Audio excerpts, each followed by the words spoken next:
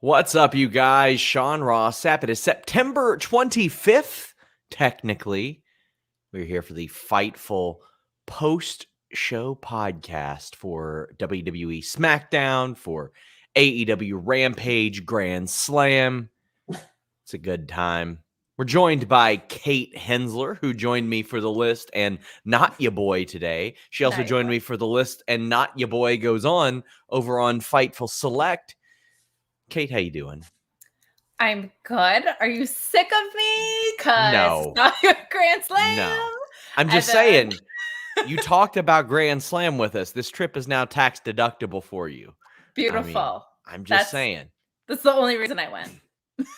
Well, guys, if you all don't have the same tax breaks as us, we'll give you another way to win money. Our friends over at WrestleRumble.com and the Extreme Rules Pick'em. This afternoon on List and Not Ya Boy, we made our predictions for the show, but you can make your Extreme Rules picks over at WrestleRumble.com. First place wins $1,000. Second and third place win $100. Several of our viewers, several of our listeners, readers have won here. They've won title belts. They've won money. They've won all kinds of stuff. I'm a big fan of Wrestle Rumble. I play it for every pay-per-view. Every time they do a contest, I legitimately participate in this. I love it. And good people running it as well. So check it out, WrestleRumble.com. It's not just making straightforward picks.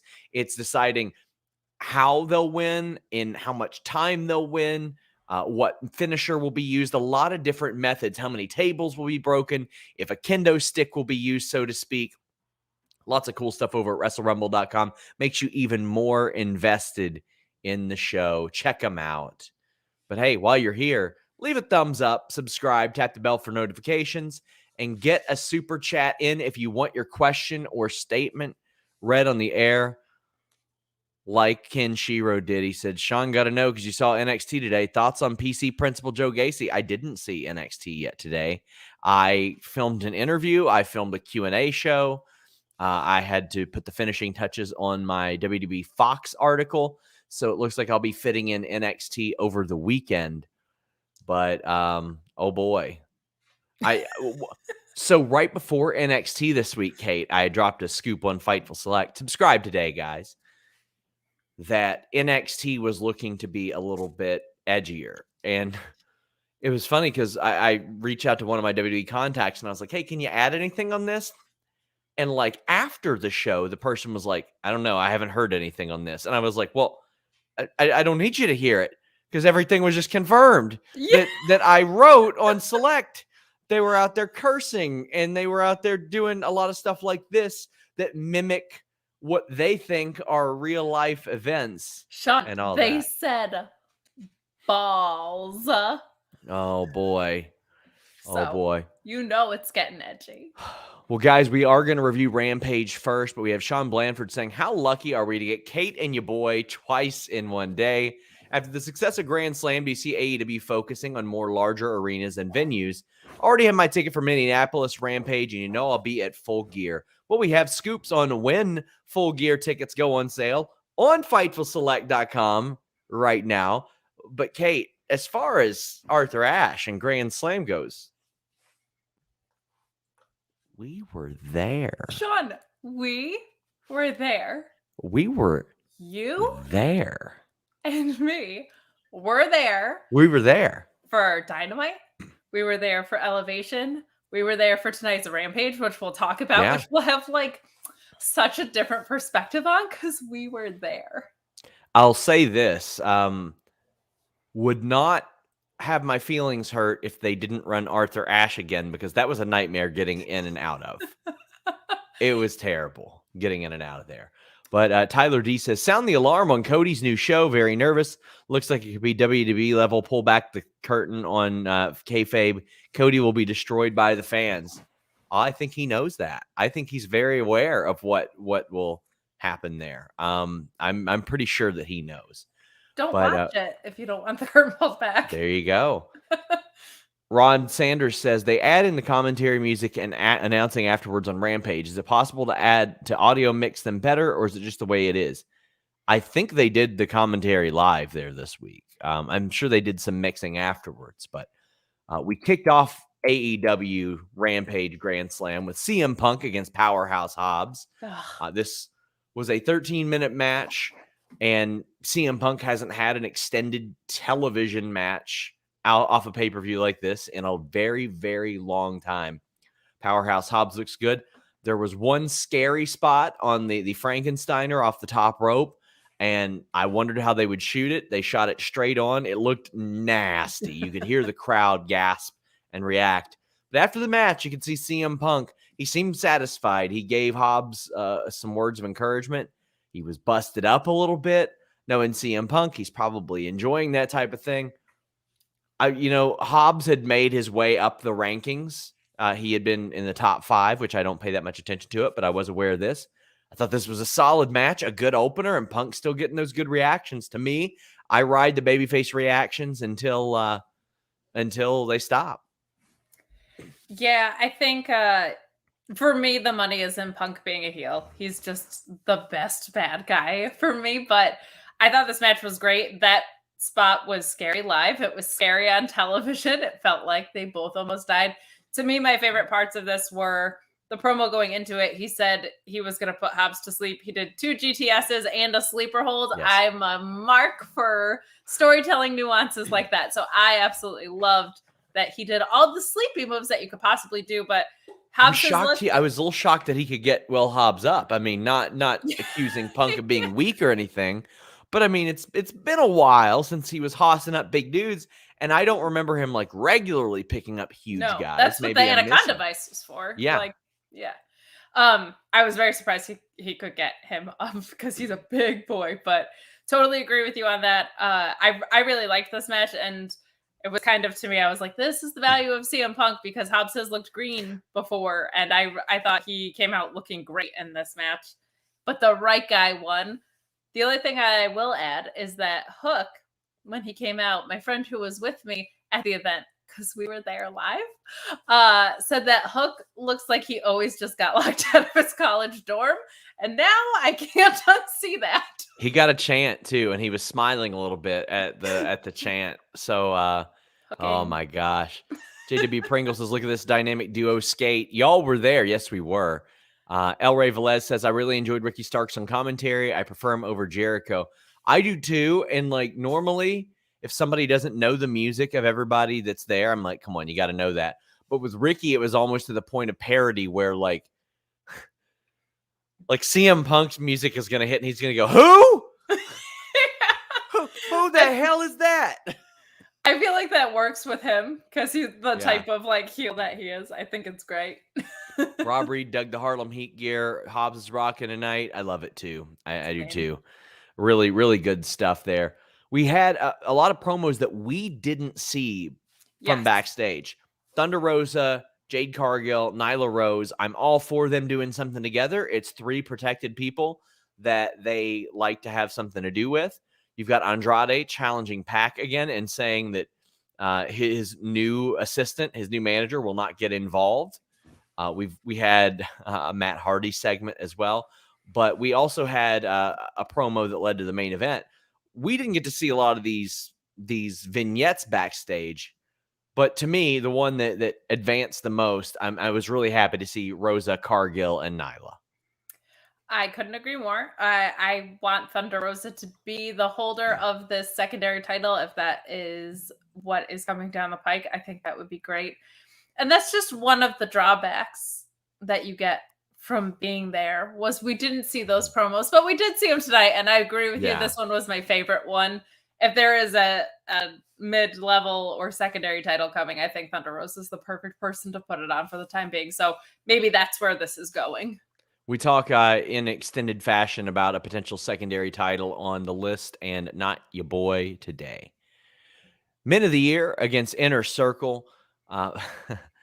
So there was a segment afterwards that I'm excited to talk about. I'm very familiar with a lot of these people because I covered MMA full time for a long time. This match was all right. It was solid, and I'm so glad that Men of the Year got the win, because it seemed like with the Dan Lambert stuff, they were spinning wheels. This match was okay. It was fine, but Scorpio Sky getting that small package win on Jake Hager was a big deal, I thought. I thought so too. And while I was surprised by it, I felt kind of split about it. I don't like the angle, so I wanted it to be over. I wanted the faces to win so that Dan Lambert would look useless and go away, because I don't need this in my life. But I do feel like Scorpio Sky and Ethan Page desperately needed a win, because this has not worked, in my opinion, up to this point. So I'm very glad that they are the ones that went over. And the shenanigans that happened after were fine. I recognized a lot of the people too, but I just don't care. Yeah, and on TV, there's a lot. I was shocked at how over this was live when Masvidal walked out. Like, people knew who Jorge Masvidal was, and Rob Reed says, guarantee that Masvidal flying knee is going to be all over ESPN. He is a big star. He really is. And I got to say, Paige Van Zandt did really well, too. I mean, this is somebody that WWE had their eye on for a long time. But quite frankly, like 2 or 3 years ago, she'd be like, yeah, I'd love to be a WWE diva. And it's like, well, not that much, apparently, if you're still calling it that. But I get the feeling she's been smartened up, and she plays like female crony, like female foot ninja, like so well. Because like she's just got that. She's got that great look, but also, and she's like always nodding along, like, yeah, I want to hit him. I want to hit him too. Yeah, she's really good at that. So I was happy about that. Nikolai says, who was the talent or that picked up and slammed Hager? ATT looked like they have some legit talent if they want to go to AEW. I have to go back and look, but Pedro says, kind of a bummer we didn't get to see Dos Santos double leg takedown Tony Khan on the broadcast. This was amazing. Also, shout out to Ethan Page showing Masvidal where the hard camera was. But this wasn't on the show, but since we were there, we saw Tony Khan come out, and I love how hilariously over the top he is. Like, he's coming out and pointing his finger at all of American Top Team. And Junior Dos Santos, former UFC heavyweight champion, reaches down, double leg takedowns Tony Khan. Doesn't even take him down, just lifts him up and spins him around in the air. It was really, really funny. Sean Blandford says, I'm coming around on ATT. Van Zandt and Masvidal looked legit. What do you think will be the end game for them? I think they should evaluate which ones are the best workers and do something. I'm thinking maybe Inner Circle against ATT would be kind of cool, but it's got to be led by Scorpio Sky and Ethan Page, and then you got to have. I think Dane Lambert's got to be in the match too. What I would do with this angle is kill it and stop and kill attendance. I don't like it. It makes no sense to me. I just don't understand why Dan Lambert was coming in. He would be like, hey, I know there's a guy that works for Bellator, but I'm gonna go with Karate Man and Scorpio Sky. I just hate it. I don't like it. But if from a wrestling perspective, if you're gotta say, Ethan Page did an indie show and he threw kicks, and I DM'd him on Twitter and I was like, I thought this was like a joke. I thought Karate Man was a joke. Like, his kicks were very good. And he was like, no, I did karate for a very long time. Yeah, he legit I was did. shocked. Yeah, I mean, I've said this before too. Just I don't want to drag this on because we started at midnight. I've got a lot to talk about, but they were already men of the year, and now they're in this stable, and neither of them needed a mouthpiece, and I don't like the mouthpiece that they have. Like, none of this really works for me. But from a wrestling perspective, because it is so stable heavy, it would make sense to do this like ATT versus Inner Circle thing, I guess. But I just don't need any of it. Joey Bag of Donuts says, where were you two on the night of September 22? There. Tyrell Vance says, being there live, it definitely felt like they were rushing towards the end of the night to get everything in. Watching it now, it kind of showed. I don't think they were. I really don't think they were rushing. I don't think they had any concept of time or space or anything like that. Or else they wouldn't have, like, they could have sped things along a lot better. Sergio says, the guy sitting behind me at the stadium would not stop chanting for Hook. It was both funny and amazing. It is an enigma. Cyclops says, this match is my bathroom break and eat break. Sad to say. I mean, sometimes you got to take those big fat shits. It's true. Or if you want concessions, you're in line for an entire match. So make it this one, I guess. Kenshiro says fake fighters is real fake fighters, and real fighters fighting fake never works. Well, it doesn't work when you say this is fake and what we do is real. No, that doesn't work. The way that it should be played is they're all legit. It's just different styles of fighting. Like boxers aren't going to beat amateur wrestlers at amateur wrestling.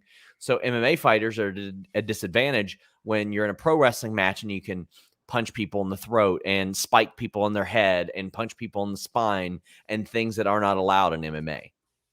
Sawyer says, I'm with Kate. The a-hole Lambert always has the go-awayest of go-away heat. Don't know these non-wrestlers and don't care. Well, if you want to get to know UFC fighters, we are going to do Fightful Fight Night tomorrow night. It is a hell of a card. Brian Ortega, Alexander Volkanovski for the title, and Nick Diaz taking on Robbie Lawler, rematch from one of the classic UFC fights. We've got Valentina Shevchenko against Lauren Murphy. And then even earlier on the card, it's a solid card. You got Marlon Moraes, Jessica Andrade, Cynthia Cavillo, Dan Hooker, Curtis Blades. Like, it's a good card tomorrow night. And then Sunday, we're here for Extreme Rules. Valab says, it was wild to see Junior Dos Santos and Masvidal in an AEW ring.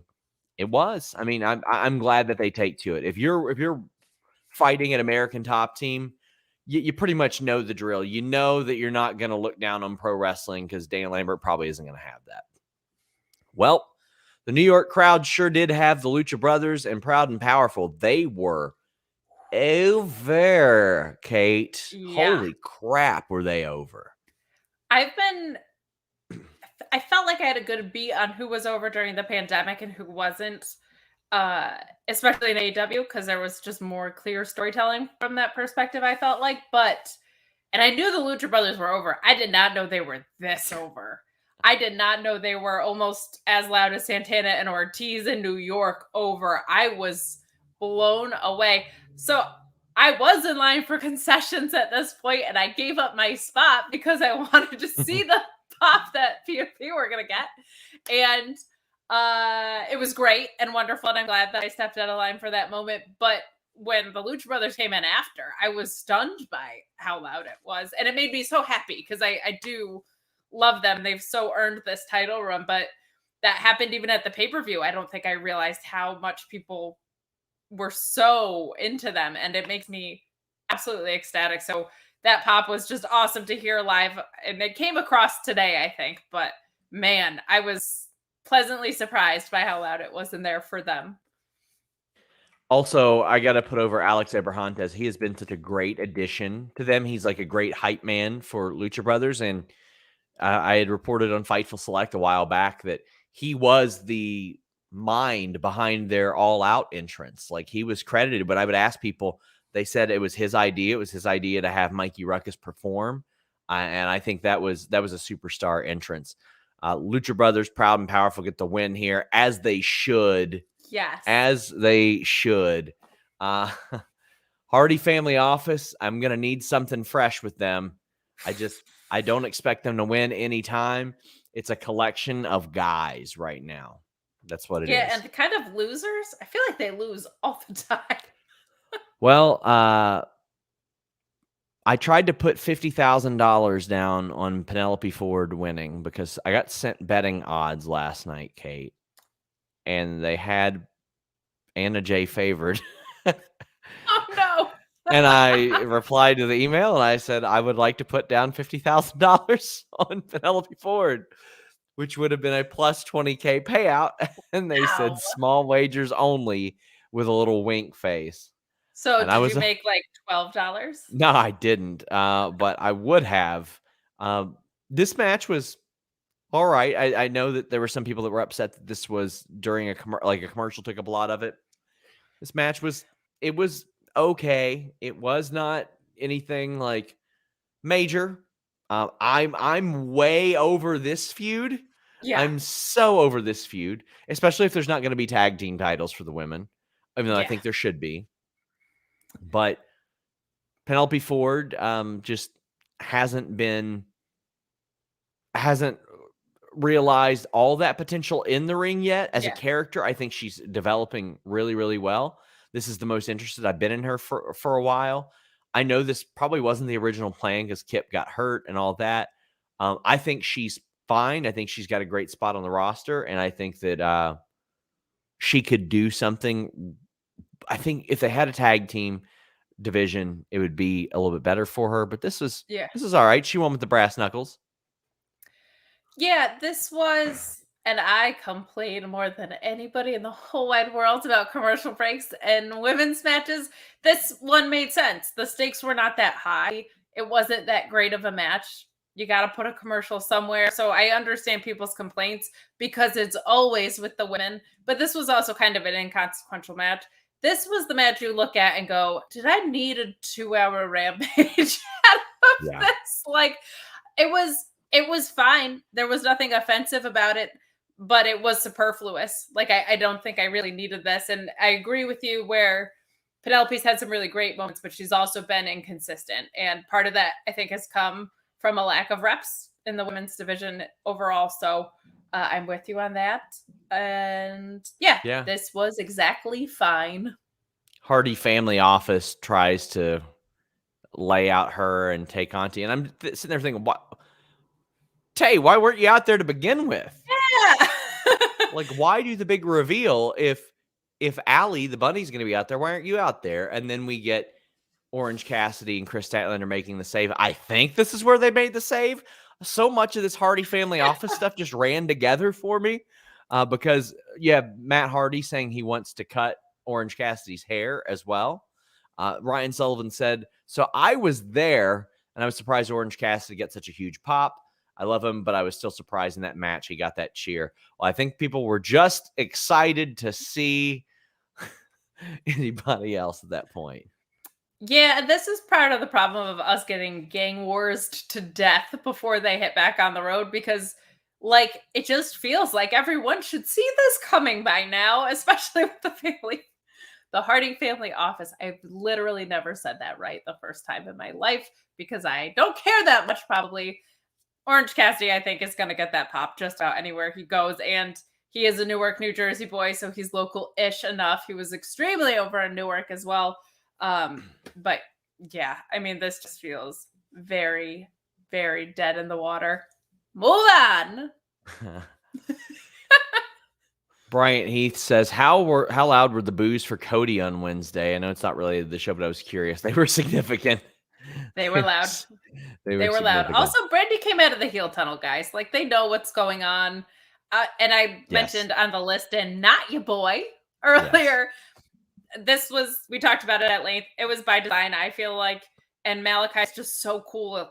Healer face, it's really hard not to root from him, especially with like a heel-based crowd like is going to be in New York. So, yeah, he's going to get booed. They know that this match was designed that way. Christian and Jurassic Express against the Superkliq. Let me tell you, as loud as that Adam Cole reaction was on TV, I cannot convey how much louder it was when we were there. We were there. Oh my God, thanks for mentioning that. I don't know if people knew. We were there. I think it was as big as the Danielson reaction or the Punk reaction. When they hit the word boom and when they hit the Adam Cole baby, absolutely deafening, baby. It was so loud, which is awesome because he's been there for like 5 minutes. Yes, and the match was so good.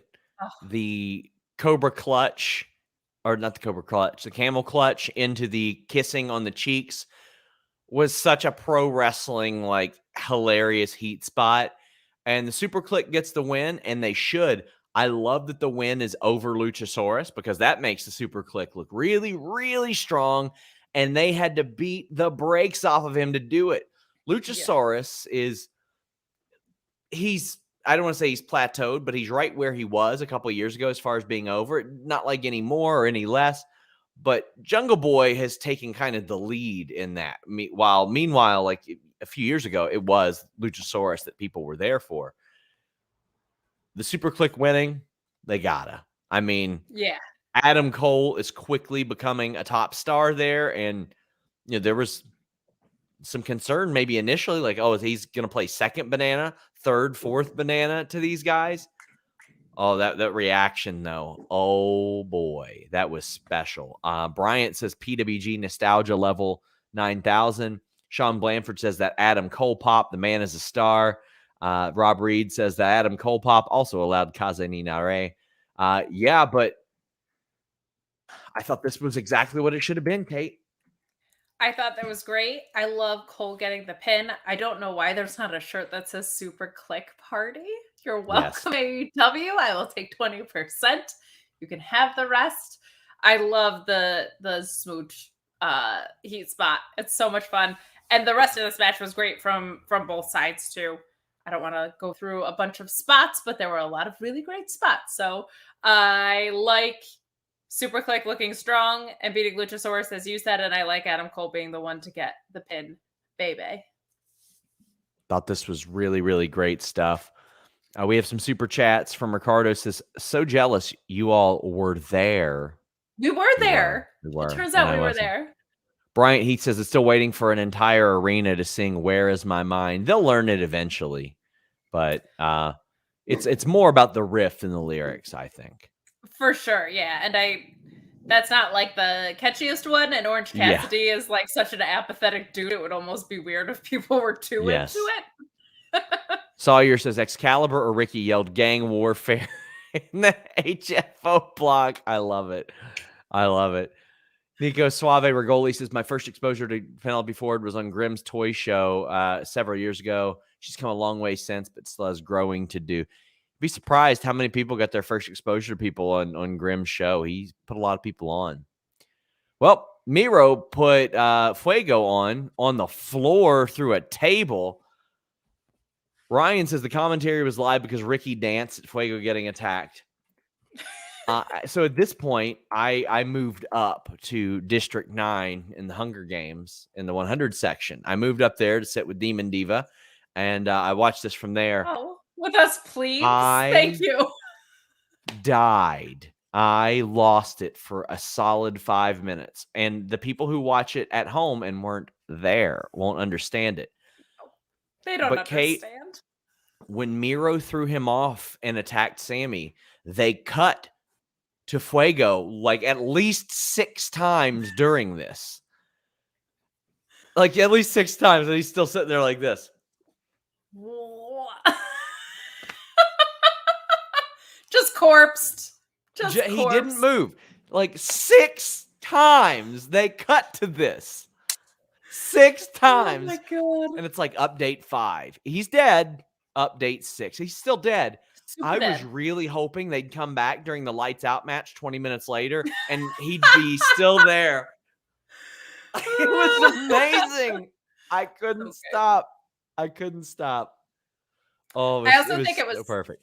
Very smart of them to save Sammy and Miro for Rochester so that they were jabbing us all night. You need the right hook at some point, right? So I think that'll be good because it gives Rochester something to look forward to, especially since it'll probably be something Brody Lee related and they will be crying their eyes out, my guess. Loved Fuego here. And this was a last minute addition to the show from what I understand. So I'm glad they got on the show too.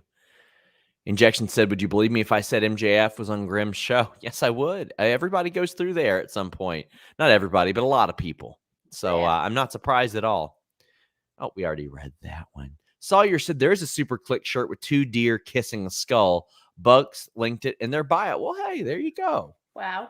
There you heckin' go. Well, the main event was Eddie and Moxley against Suzuki Goon. Homicide came out during this. Listen, I wasn't in love with this match. I thought it was okay. After 5 hours, I was like, all right, cool. It was a lights out match, but to me, it was, I don't want to say it was underwhelming. It's not, it's the bottom of my lights out match rankings right now. That's and not fair. to say it was bad, It was just all right. What'd you think of the match? I did pop when Moxley's getting hung by Archer, and they're like, "We gotta go to break." Yeah. I liked this. I was with you. I think a lot of people were really fatigued, and it's kind of a bummer because, like, I think people were ready to come unglued for Eddie, and this, I don't feel like it ever really fully hit its stride. This was the only place where I felt like they were against the clock a little bit. But it was good. I just think I was expecting more, which might be on me at this point because they give us so much that I thought it was going to be a little more violent. I loved Homicide coming out, which was reported on Fightful Select. You can go to fightfulselect.com and subscribe for $5. But yeah, this was good. I think I was expecting so much because it was Eddie, it was Arthur Ashe. What Dynamite started with, I thought the closing of Rampage would be kind of on that same point, but certainly it was a serviceable match. But like Eddie and Arthur Ashe closing out the show, it was one of those moments where I feel like the match was good enough. It was more just the moment of like, I'm seeing Minoru Suzuki, I'm seeing Homicide, like I'm seeing all of these things. So the match didn't really like hit its potential for me, but it was good enough. I just think my expectations were extremely high. We've got Mike Lima 77777 saying, "I'm glad AEW offered Young Lions a peace offering to Suzuki Goon. Maybe they didn't want blood on the tennis court." And Destiny FOMO, follow her at twitter.com/Destiny FOMO, says they didn't show everything that happened live on TV. Yeah, there were a lot of things there that got skipped over. Van Twinblade says it's only an unsanctioned match if everyone signs the paper.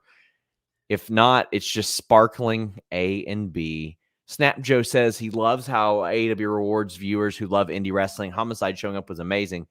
There were some spots, like it took him a while to get that chair turned around and all that. Yeah. This is not the same Homicide from like 2005, but it was great to see him, and the crowd did like him. Yeah, there's such a genuine connection with him and Eddie that I think people are aware of for the most part, so that's really cool. And CM says he already loves Kaze ni Nare. I mean, that got to be chanted, which I was happy because if it hit that spot and nobody chanted it, it would have been like, all right, all this was for naught. Oh, this was for nothing, yeah.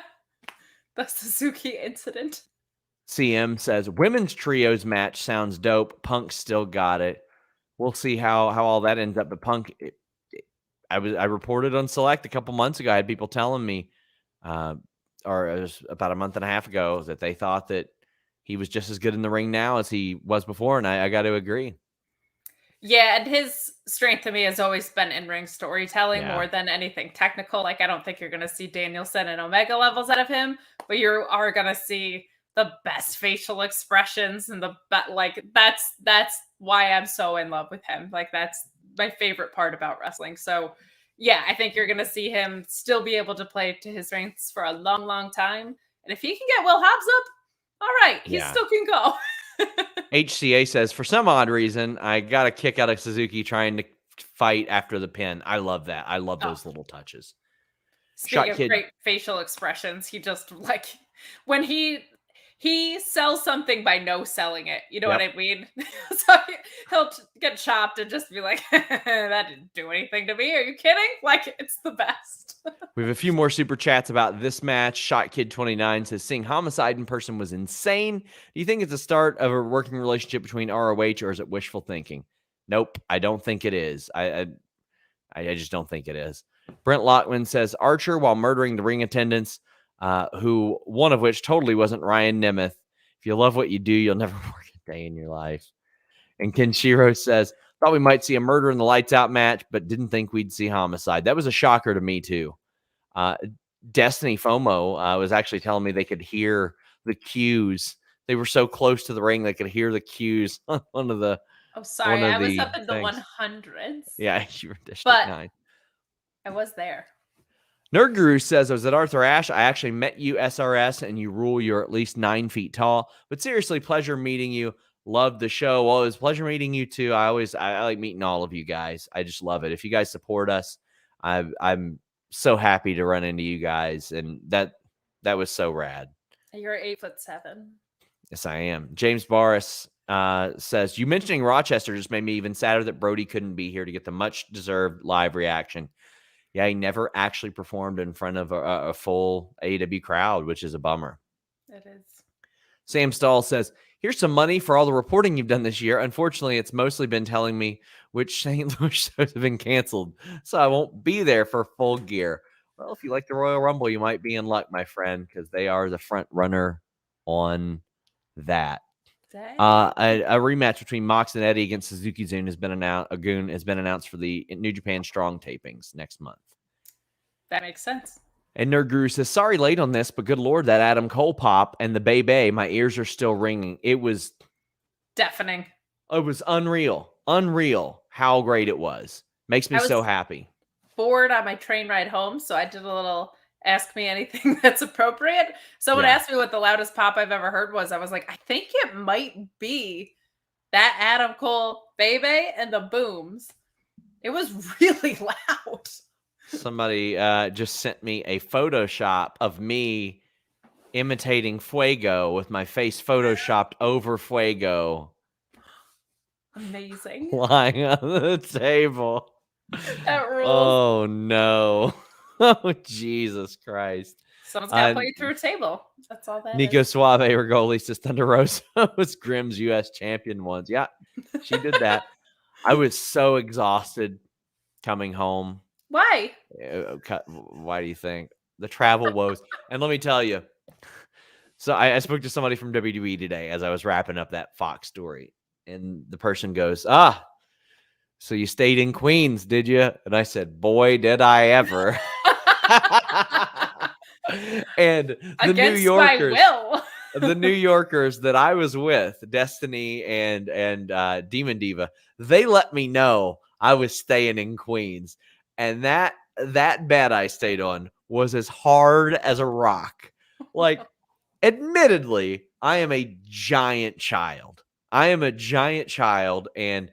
I will frog splash my hotel bed because they're indestructible, right? They're indestructible. You know it. You ever known anybody to break a hotel bed? Hell no. But no, but I don't know anybody who's frog splash. Well, I'm sorry that you don't know fun people, Kate.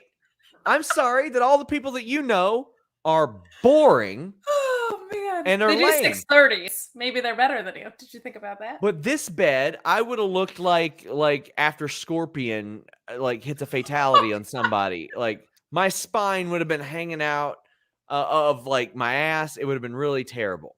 They can't all be Helix sleep mattresses, you know? Needless to say,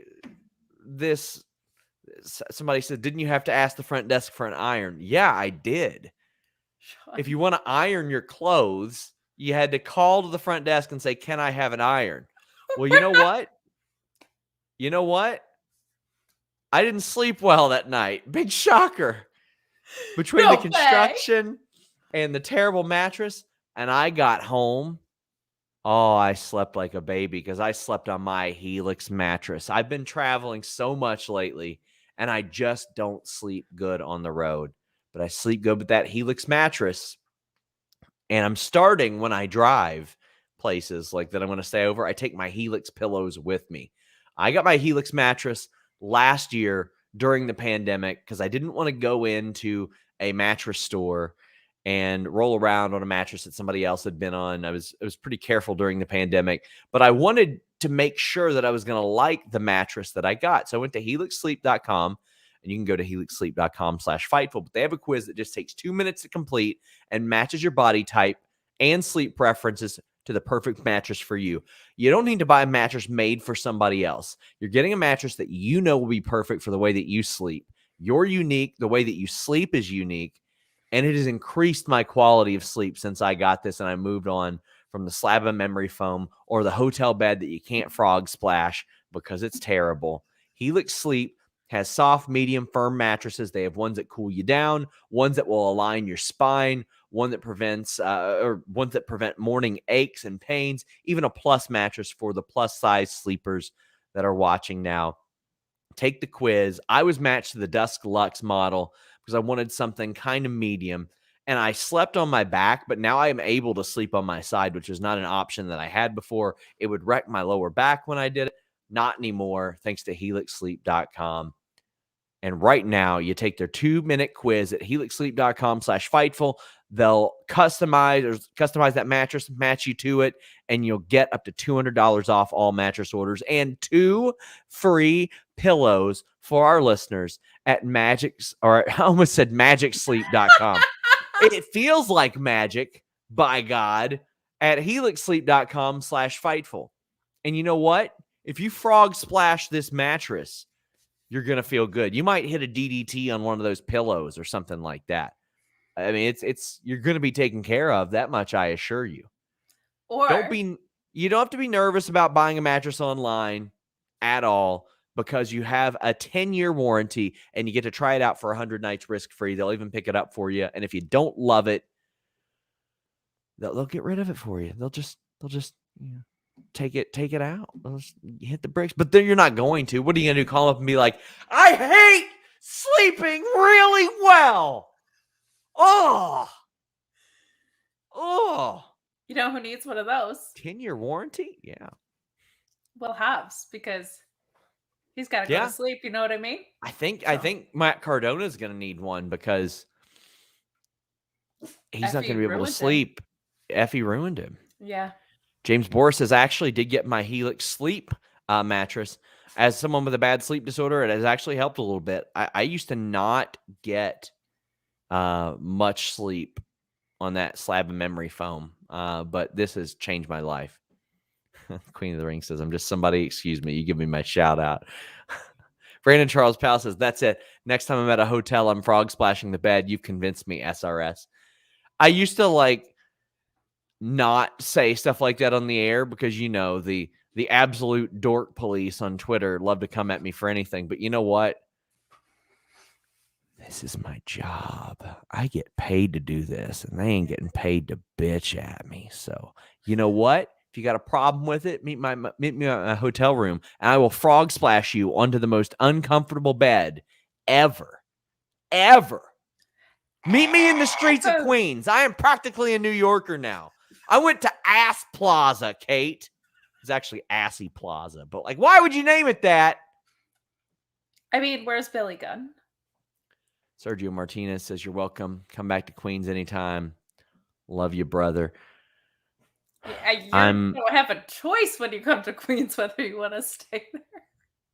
I'm gonna forward this Photoshop of me.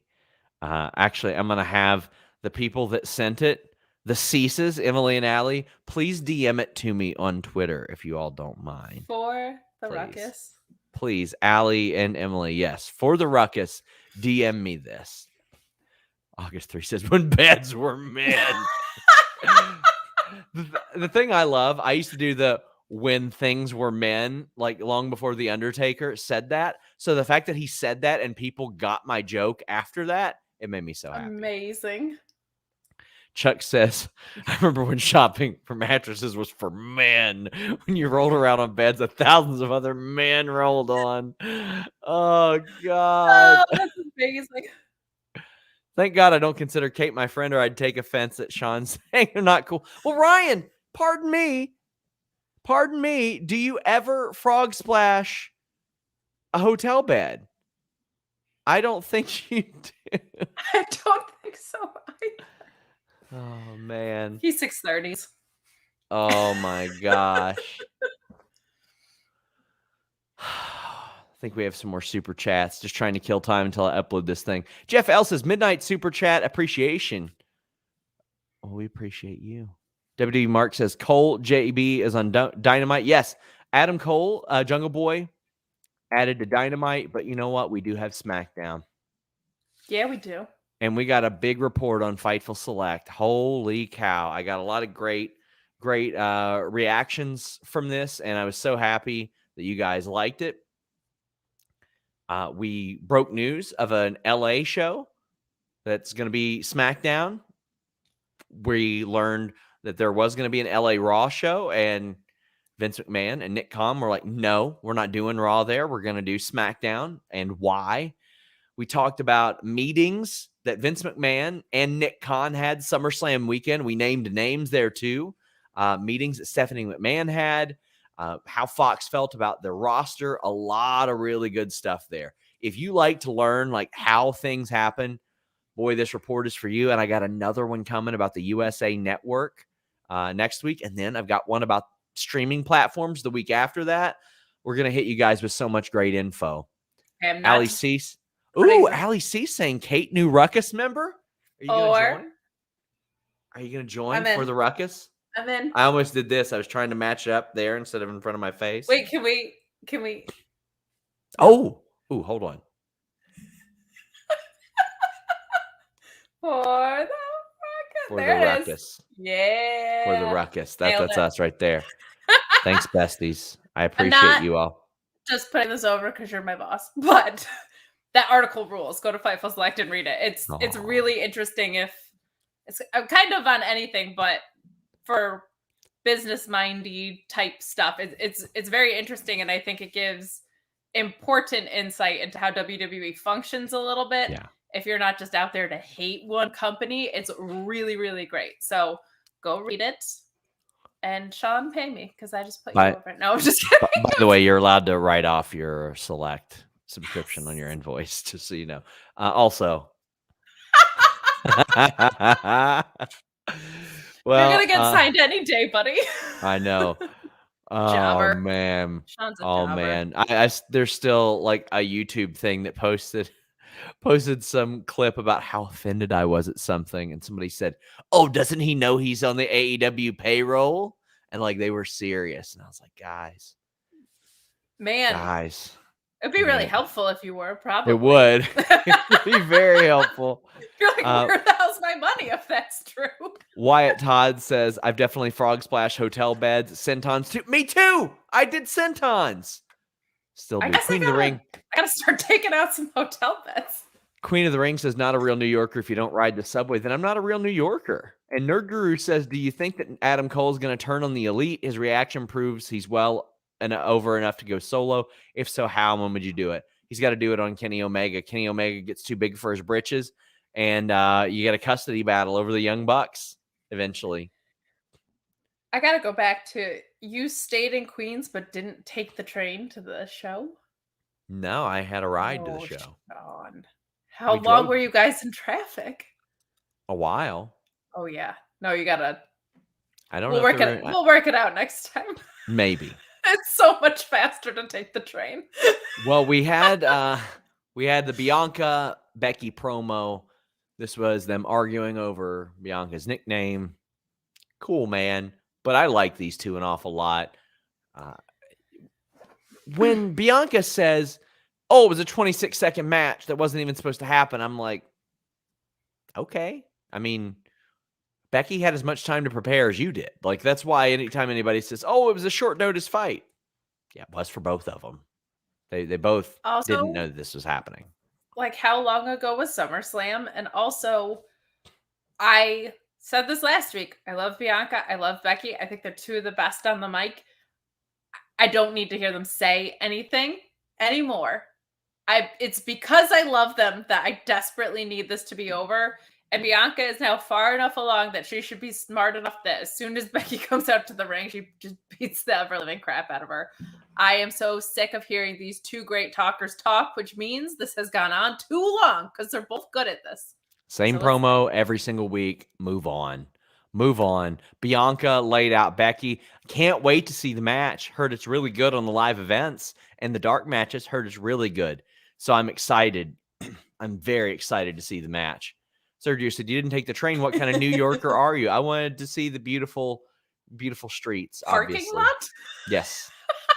I didn't make it to the parking lot. My God, Demon Diva had to park like forever away. Forever away. Bless that woman for driving and taking care of us. What a Nakamura lady. versus Apollo for the IC title. I had somebody with the balls after I said, "Don't know why they did this match 300 times." He had the balls to say it's only their 5th singles match against each other. Only their 5th. And by the way, they've had 5 tag team matches against each other. Nakamura is good. He's entertaining. Also, the highlight wasn't even in among them. It was Rick Boogs hossing up Commander Aziz, like suplexing him out of his cartoon character boots. That was cool. Other than that, like, I don't give a damn. I just don't care, especially because the title change already happened. Yep. And it's not going to switch back, I don't think. And you don't get to just keep harassing someone after you lost your title because you feel like it. You move on with life. It was also frustrating that it was sequenced this way because there were some new developments on the show. So while you had two things that just happened last week and the week before, back to back, opening the show, wildly frustrating to me. And I don't like Rick Boogs. I don't think he makes any sense. I don't think Shinsuke Nakamura would ever hang out with Rick Boogs in real life. I find nothing with this. And I don't know why we're still... It's like, why are we still talking about this? You know what I mean? It's rough. And it's not the fault of the workers involved, really. It's just boring at this point. It is. It's very boring. Roman and Heyman backstage. Fear and Loathing in New York said SRS a few weeks ago. Roman threatened Heyman's job, saying he needs a man who gets information. Does your Fightful contact allow you to work for the tribal chief? It doesn't, actually. I gotta have my podcast appearances approved now as per the new deal. I can't freelance for Paul Heyman and Roman Reigns. Can't do it. What a shame. But we had a Seth Rollins promo. Edge is going to be at SmackDown next week. I had somebody ask me today if I thought this match was going to take place at Extreme Rules again. No, I think it's going to happen in Saudi. I think that's probably the route they're heading. I'm digging the Rollins stuff. I mean, everything is like 3, 4, 5, 6 matches. Everything. I really thought it was going to be one and done at one point, but it just can't be. For some reason, it just never can be. I'm okay with it. It's just I know I'm going to see it a ton of times. Yeah, and I was very impressed with match number 2 because the only people that I've seen excel at this outside of that were Sami Zayn and Kevin Owens. Always seem to magically make things feel fresh and new, even when it's their 8th time around. I don't know how they do it. Those two and their rematch were the only ones that I see present a completely new story between two people. I don't know how they managed to do that a third time. This promo was fine. It still felt fresh to me. He called out Edge for kind of ducking him, which makes sense. But I would love to see Seth Rollins fight somebody new. I would love to see Seth Rollins fight not Cesaro and not Edge, just to see what happens. Carlos says, you mean Sands of Time? You get your Sands of Time. Your Sands of Time merch and tons of other merch over at shop.fightful.com. You can also find our magazine over at fightfulmag.com. A lot of great stuff in there, including an article about Brian Lee. And some of you might go, who the hell's Brian Lee? Fake Undertaker, chains, primetime Brian Lee, hasn't wrestled in years. Today was booked for an indie show. Out of the blue, hasn't worked in years. Go check it out, fightfulmag.com. There's an article about CM Punk's return, John Cena's return, bidding adieu to the Thunderdome. There's so much good stuff. A look at Fire Pro Wrestling. Check out fightfulmag.com and chop.fightful.com because all of our shirts, any of our shirts that you see out there, we have available in like over a dozen colors as well. Including... That's metal in your lungs, which I saw a commercial for today here in New York. I don't know if you also got it, but I was very excited. I know of at least one WWE wrestler that bought that shirt, by the way, which I found very funny because, like, where are they going to wear it? Them. Nerd Guru says, with Sands of Time next month, I guess the women don't get an October pay-per-view. F that noise, man. I mean, all due respect, they weren't getting one anyway. That just wasn't going to happen. That they're not going to do Evolution anytime soon.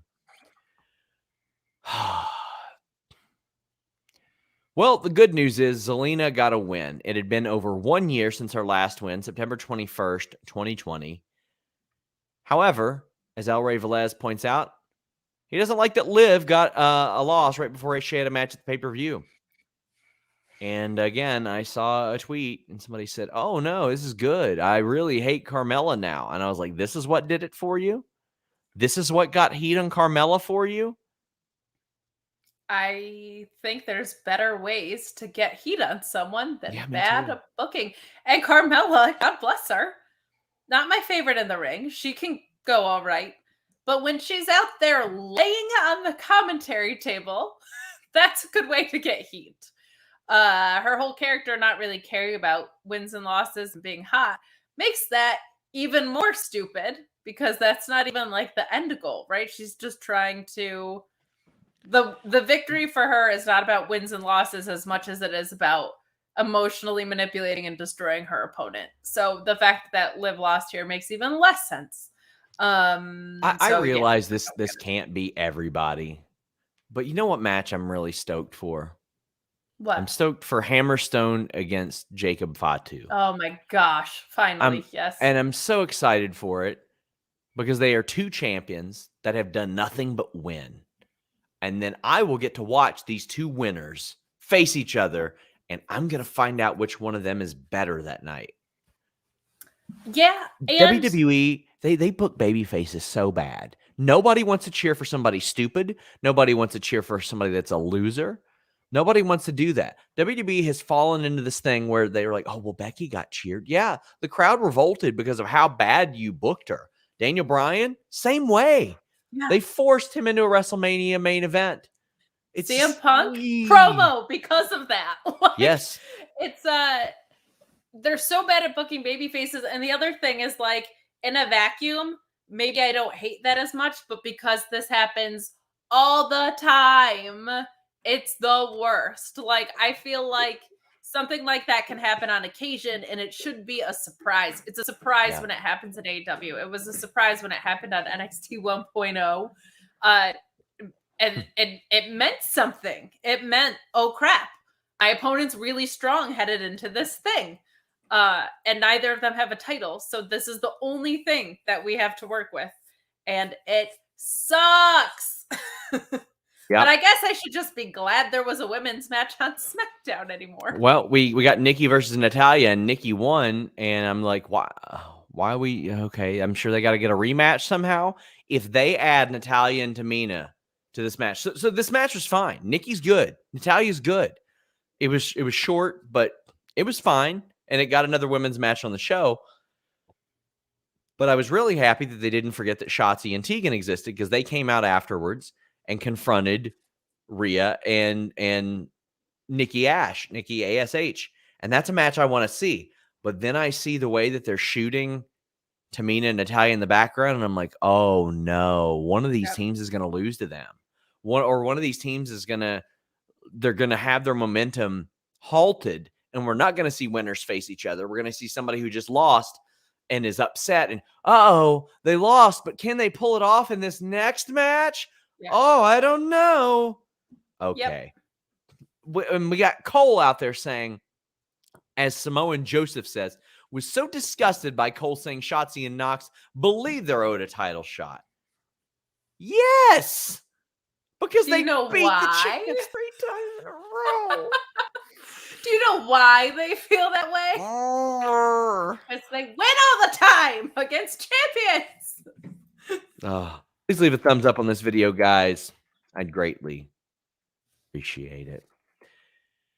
This was fine. Sure. I hope they add this match straight up to the pay-per-view. Give me this cold and I'll be happy. But I unfortunately know how this is going to go. Yeah. If they give it to us cold, we're getting it 4 more times, because they book shit in reverse. It's such terrible. It just takes the fun out of it, right? Yep. Like, because it's predictable and it makes no sense. You've said at length, predictable that's good is fine. Unpredictable that's is at least surprising. You can't take one of those 2 things away or it sucks. And you have control over both of those things. Makes no sense. Yeah. So we got this match that was like, okay, sure, fine. The Liv Zelina match just wasn't good. The camera was on Carmella the whole time. They got to do better. They got to do better. I mean, I'm glad they're putting women on a lot of segments. Like we're talking like 3 segments on this show. But the content needs to be better. Oh, 4 segments on this show. Because let me talk about one of my favorite things on SmackDown, one of my favorite things in pro wrestling, and it's Naomi and Sonya Deville. Naomi has never been that long-winded promo type of performer. I mean, promos had never really been her strong suit before, but this feels so easy. And I mean, obviously, Sonya Deville is not the in real life catalyst for her being thrown by the wayside and forgotten, Sure.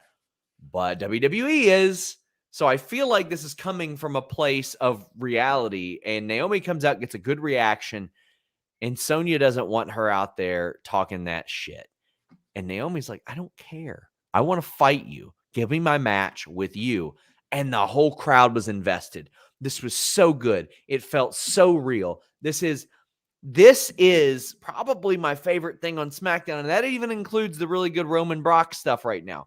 This is not like you don't need 7-8 minutes. They get this done in 3-4 minutes every single time. And I leave wanting to see it more.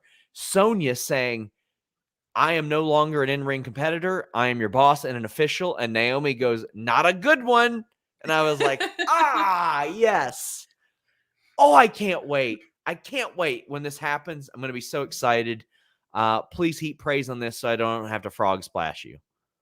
I am not a hotel accessory, so you don't have to frog splash me. Also, I very much like this. I think the only thing that I would change about this is I don't know if Naomi needs the glow gimmick anymore. I think she might have outglowed it. I think she's so much more, because this is very much based in reality, that feels like a little bit too flashy for where she's at right now. So I would like to see them maybe pull back on that. I don't need the entrance every time when she's being so serious. That's nitpicking. I really love this. The only thing I wish was that they set up a match at Extreme Rules at this segment. I really wish in the go home they set up a match, because I really want to see it. So I want them to give that to me. And I think like Sonya's return in a cage or something, like do something really cool with it and set up the match.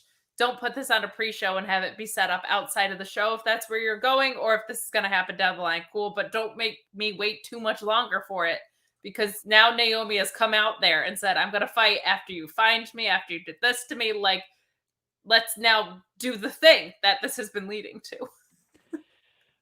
We've got Tony P said, did Sonya steal MJF's scarf and use it as a tie? Yeah, it was the Burberry style tie. I really like that. This is just one of my favorite things. It is a program that does not require them to wrestle each other a bunch or anybody. They don't have to wrestle anybody because they're 2 interesting characters that I want to see fight. Ricardo says Becky and Naomi need to evolve, in my opinion. I think Naomi is evolving in front of our eyes. I do agree with you. Maybe switch something up through the glow thing, but also, man, it's such a popular deal, so I get why it sticks around. Sure, and they might wait if this does head toward like a bloodline thing. Maybe they wait for that so she can just kind of shift into something that's already there. You don't even have to work that hard. This feels like Paul Heyman's involved, which is about the nicest thing I've said about SmackDown in 18 months, I think. Like, this whole angle feels like Paul Heyman's fingerprints are on it because of the detail and how real it is. So yeah, I'm with you. The beauty is its brevity, but that also sucks because that means the best thing on the show is like 4 minutes long. Yes. I feel Happy talk with Happy Corbin. What's that? I'm so unsituated today. I'm sorry. I can tell. I'm very uncomfortable. Jeez. Guys, get your super chats. Get your super chats in. We're heading down the home stretch. Please leave us a thumbs up. Kate's going to end up frog splashing her chair, apparently. I think that's the problem. I think now I'm all antsy because you were like, you know what I've done? Now I'm like, I feel like I should be doing a Swanson bomb somewhere. Well, we got Happy Corbin with Happy Talk, and he interviews himself, which, yeah, it's whatever. He's so funny doing this stuff. I like it. It's harmless. It's the more entertaining thing. I mean, Kevin Owens, he comes out, of course, and it's like, okay, we've seen this already several times. Now, granted, one time he beat Baron Corbin, the other time it was a DQ. So they're building, they're doing what they can. It's not as motivating, it's not as motivated as I think it should be, but I don't hate it. They got Riddick Moss back, and he was there were some people that were pretty high on him in WWE, which I'll have more on Fightful Select in the coming days. But glad to see him back. Glad he's healthy. He wrestled with a torn ACL for 2 months, apparently, and got that worked on. Riddick Moss is back. This is another team on SmackDown. They've got 8 now. If you add Happy Corbin and Riddick Moss, Raw has 9. So tag teams are there. It's just they're all 50-50 dorks. How are you feeling about this? We got Nerd Guru saying Kevin Steen is all elite. It's hard because I don't think Kevin Owens cares. Mm-hmm. And it's hard for me not to care, or for me to care, when Kevin Owens always seems to care, and it seems like he's just over this angle. And I can't blame him. Like, he wants to fight. Yes. This is the best work Corbin's doing, and it's getting wasted in this angle. I feel like I just am so ready for so many of these programs to move on, and this is one of them. Like, it's not even that bad, but I'm just exhausted. And Riddick Moss being back is cool, I guess, but like, I don't know. How many times is he going to come out here in a fedora and irresponsibly spend his money? And have Kevin Owens be uncomfortable with that for some reason. Like, Kevin Owens needs to draw just like an emotional boundary with that or something. Yes. Like, get out of there, dude. Who cares? Nerd Guru says, instead of Saudi, I wish we were heading towards at least one Edge and Beth versus Seth and Becky mixed tag. One-off pay-per-view match would be great. I would love that. It doesn't seem like Seth and Becky want to work together like that anymore. But Becky has said that she wants Beth out of retirement, and she's been trying to do it. I hope it happens. Also, I hope the Divas of Doom get a tag team title reign eventually as well. Like, I want that. Rob says, if it was an option, I would only want Twitter, Reddit fans to be on the American Gladiators WWE show and only get to pick the contestants. I wrote an article for What Culture like 7 years ago where I pitched a lot of things. And any time that I've done something like that, like a video or a podcast segment about WWE Network shows, I said WWE American Gladiators, WWE Pros versus Joes. I've wanted that so bad. Like, this is why you keep a Heath Slater under contract. So you can have him shooting tennis balls at people and yelling in his accent, Kate. This is why you do that. Here's the thing, though. The reboot cannot be an iota different from the original with American Gladiators.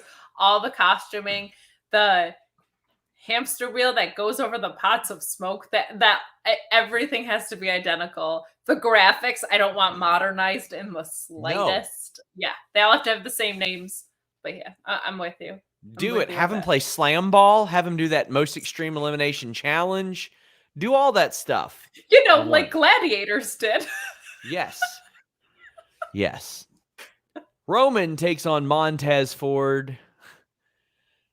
This was a rare miss, I think, for Roman Reigns. A rare miss for Montez Ford. And at this point, it's just like, it was circumstances beyond their control. It really was. Like, there was a handspring spot that Roman had to kind of look at him and be like, oh, man. But about the table breaking? The table. Kate, the table. Oh, I felt so bad, but Montez is such a pro. He recovered so well. Yeah. He did, and so did the commentary team. Montez tries to launch himself off the table, but it just collapses underneath him. And Pat McAfee's so good. He's so good. He jumps up. So he goes, whoa! And Fox instinctively blanked out what he said. But Montez just looks at it. He's like, huh? And Pat goes, It was probably my fat ass dancing on top of it, which would have been great if it broke then. The This best. it was so sad. And again, the backflip spot, like they had to cut away from that. Good thing they have WWE Productions, but this just didn't hit for me. It didn't work for me, unfortunately, and I hate that because I love both of these guys Yeah. so much. This was just a weird chemistry thing, I think, which is weird because like two people that are great at their style colliding is usually a really good thing. Mm-hmm. It's my favorite thing in wrestling, but this didn't work. I'm sure when you have a weird spot like the table doing what it did and that handspring spot, even if you recover well, it's got to be weird to get like your momentum back after stuff like that. I loved after that table spot, the look on Montez Ford's face was priceless, where he just kind of was like, what is this place? And then he jumped off the steel steps and landed a completely different spot. So kudos to him for that. But yeah, this just didn't do it for me and didn't feel like a main event closing out the show, unfortunately. I did like that Montez Ford in his promo going into this said, yeah, I faced the Usos like 1,000 times. So it was like, Yes. thank you. He called it out like, all right, I beat him twice or whatever. I've appreciated that. That's happened a couple of times on WWE programming in the past 2 weeks where they've called out the fact that, and Finn did it too, of beating people and losing to people like you should. So Yeah. I appreciate that in his promo, but for some reason, this just didn't click in at any point. I kept waiting for it to. You were like, here's where it's going to get good. And it just didn't really hit its stride. We finally saw Paul Heyman with a bit of control over Roman on at the conclusion of this. He said this isn't enough for Montez Ford. And I like it because he's not just helping out Roman now. He's helping out the Usos. Like they've got this match against him on Sunday. So he's like, okay, big dog, do the damage for your cousins. They've done a lot for you. Help them out. And I like that. That's like a little subtle thing. Earlier in the night, we had seen Paul Heyman,